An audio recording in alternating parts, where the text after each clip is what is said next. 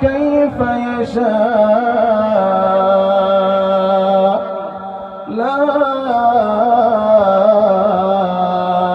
إله إلا هو العزيز الحكيم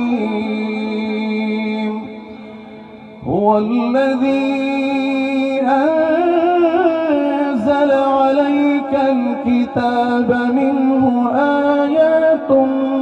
محكمات هن أم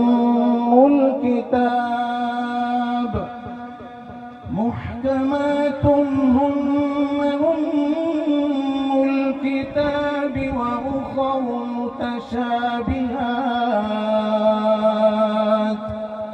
فأما الذين في قلوبهم زيغ فيتبعون ما تشابه منه ابتغاء الفتنة وابتغاء تأويله وما يعلم تأويله